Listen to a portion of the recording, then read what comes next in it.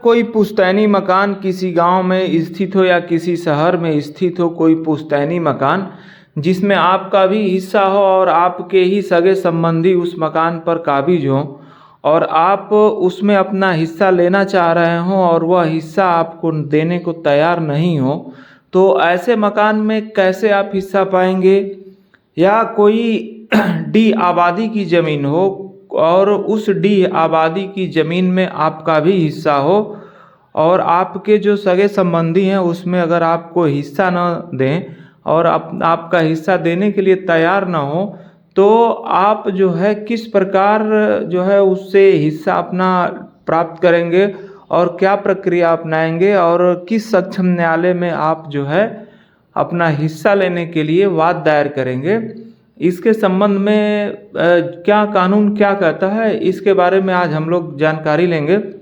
और यदि आज तक आपने हमारे चैनल को सब्सक्राइब न किया हो तो ऐसी ही जानकारियों के लिए कृपया हमारे चैनल को सब्सक्राइब करें। तो आइए सबसे पहले ये जानते हैं कि अगर मान लीजिए किसी शहर में या किसी गांव में आपका कोई पुश्तैनी मकान हो, जिस मकान को आपके पूर्वजों द्वारा बनाया गया हो और उस मकान में आपका परिवार वर्षों से चला आ रहा हो, लेकिन किन्हीं कारणों और किन्हीं परिस्थितियों बस आपके ही परिवार वाले आपका जो उसमें अंश बनता है, जो उसमें हिस्सा बन रहा है, आपके हिस्से को देने के लिए तैयार नहीं है और वो नहीं चाहते हैं कि आपका हिस्सा उसमें से बटे, लेकिन आप ये चाहते हैं कि नहीं, मेरा हिस्सा उसमें से अलग हो जाए और जो आपका अंश बन रहा है वो आपको मिल जाए। इसको लेकर काफ़ी विवाद भी होता है, लेकिन विवाद से भी आप जब नहीं प्राप्त कर पाते हैं तो इसके लिए कानूनी प्रक्रिया की तरफ आप सोचते हैं कि कानूनन किस तरीके से मैं अपना हिस्सा इसमें से प्राप्त करूं। तो खेती की ज़मीन के संबंध में तो हम लोगों ने बताया कि जो है बंटवारे का वाद आप 116 में करेंगे या पुराने एक्ट की धारा 176 के अंतर्गत करके आप अनुतोष प्राप्त करते थे।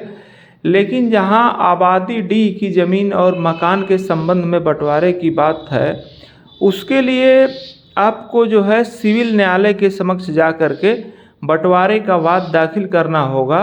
और सिविल न्यायालय में जा कर के बंटवारा का वाद दाखिल करके आप उसमें अपना हिस्सा मांग सकते हैं। और सिविल न्यायालय की अधिकारिता है कि वह जो है